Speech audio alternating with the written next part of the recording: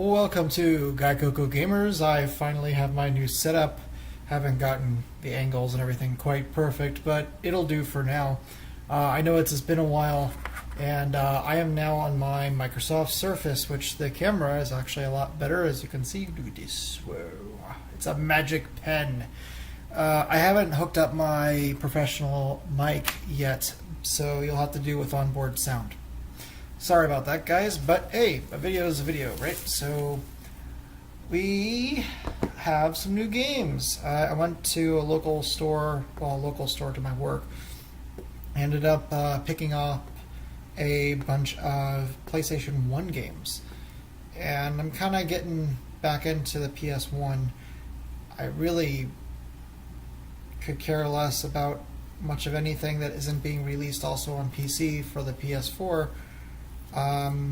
Like No Man's Sky, Grim Fandango, all those are getting PC ports, so I don't really want anything per se right now with the PlayStation 4, but I love PlayStation still, and the PS1 will always be special to me. So, you know, with the move and everything, I kind of had to sell a bunch of my stuff. It just wasn't worth, kind of boxing up everything and moving everything, and it was almost kind of better to start new anyway. So besides, that way I can always keep on collecting, right? So it's all good. I also wasn't too sure on what I wanted to keep, and I'm not trying to be distracted here. I'm sorry, I'm just cleaning up price stickers on some of this stuff. So the first thing I picked up was a really nice condition version of a long box version of the Need for Speed, which, as you guys know, I reviewed for the 3DO and I loved it. I'm not really sure how the PlayStation 1 version compares, but it's complete. The manual's in mint condition, has a little foam insert and PlayStation game. What I think is kind of interesting is that the original PlayStation games had full color prints on the Surface, where later PlayStation games did not. Like I said, it's cheapened out, just like they cheapened with these cases. And that's my phone. Sorry about that. So yeah, I'm really happy I picked this up. It was like incredibly cheap. You have no idea. So that's a plus. So the next one I got is also a long box game. Yep, everything just fell. Sorry about that, guys. And it's Wipeout, the original Wipeout, again in really good condition. I had the old version of this game that, remember, there's like at least 3 different long boxes. There's the one with the actual plastic here and the clear front, and then there's the one that was like all cardboard, kind of like this, except it had like paper on the top that would peel up. It was really cheap. I think that was the last iteration. And then they had this one, which is kind of a nice middle ground where it's like thick cardboard on all sides. And I've never owned this version of Wipeout. I've owned the other version, the cheaper version that falls apart. And I gotta say, once again, I think it's from the same owner. But the manual's mint condition, and the disc, of course, in mint condition. Really happy with this. So 2 long box games. That's pretty cool. Let's see what else we got. I've actually never owned this game before, but I've heard so many good things about it that I had to pick it up, especially since it was only $12. I thought this usually went for like $38 or more. I don't know if PlayStation 1 games have just gone down in value or what. I know systems have gone up in value. I'm sorry about my phone keep on going up, by the way. Someone keeps texting me or something. Let me see. Oh, it's someone I don't care about.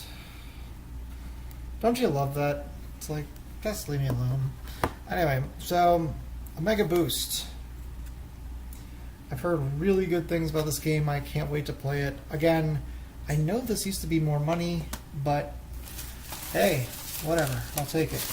The next game, of course, since I am a huge Wipeout fan, is actually my favorite Wipeout of all of them, and that is Wipeout XL, or 2097, or whatever the Saturn version was called.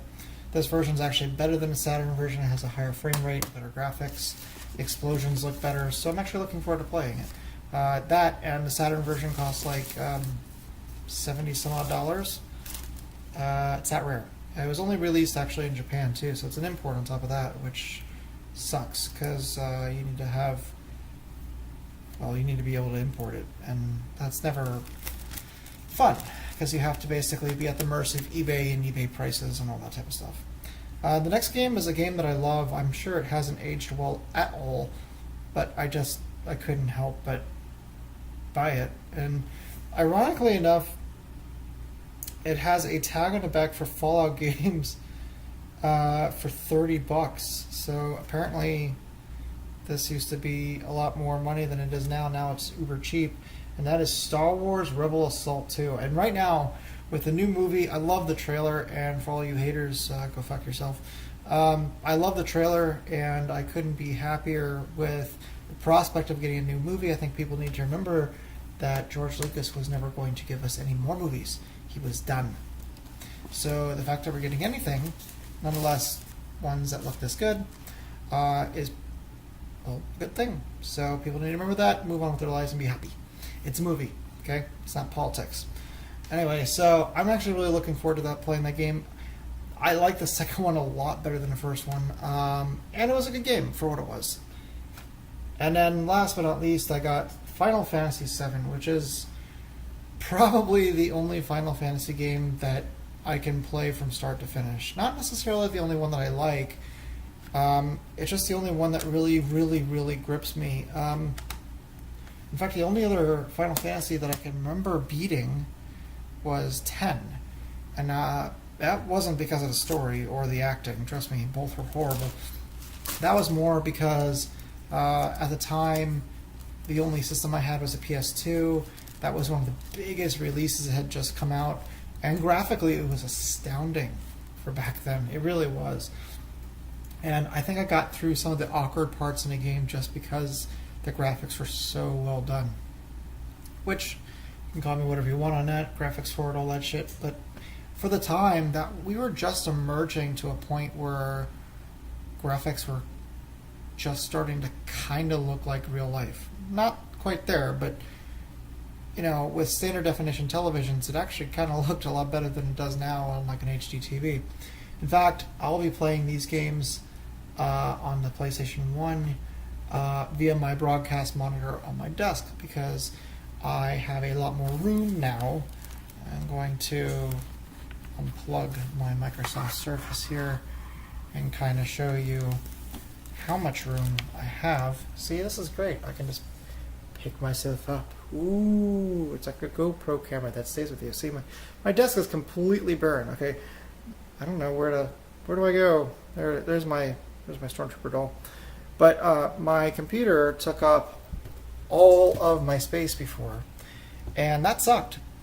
So now I have a lot more room. I can be at the computer. I can play that.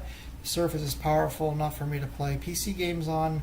In fact, it's powerful for me to do everything on it, including this channel and all my graphic design work. So really happy with that purchase. Let me see here. I've been riding the new Kawasaki Ninja 300. I've been really enjoying riding. In fact, that's probably why I haven't done so many videos recently, and I really do apologize about that genuinely. But, you know, priorities in life, right? So, I can't promise that I'm going to be doing videos every day, but I am going to start picking it up from here on out. I do not have a PlayStation 1, actually, still. The store that I got all this stuff from had really good prices on PlayStations, but the only PlayStations that they had were pretty beat up. They wanted $20 for controller hookups and the system, which is actually really good. For whatever reason, like I said before, PlayStation 1 systems seem to have gone up in value. They used to be next to fucking worthless. Now they're going, I've seen auctions for like $40, $50. If you get a couple games thrown in the mix, sometimes all the way upwards to 70 and 80. And shipping is ridiculous. So I'm not really sure what happened.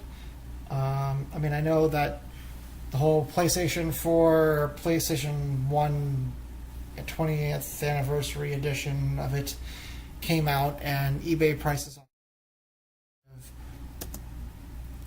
getting a little ridiculous. I saw one the other day that was over $9,000, and that was bids. Not buying now. So people are stupid, man. It's the same fucking system, except it's gray. Let's be honest here. Okay, the controller doesn't even look like an original PlayStation controller. Just buy a PS1. You know, if you love the PlayStation so much, buy a PlayStation. Don't. My motorcycle cost $4,000 less than that bid on that system, and the auction wasn't even over yet. So it probably went over $10,000. That's just insane. Do yourself a favor. If you're turned on by that system, go ahead and just get an actual PS1. Play your PlayStation 4, your black one or your white one. Or get a black and white one and mix them together in your eyes and pretend it's gray, which would still be cheaper than getting one of these gray units on eBay, and just be happy. So anyway, this is another episode of Gaikoku Gamers Bytesized. I'm Darryl Benson, and please check us out next time. I'll be with you guys soon.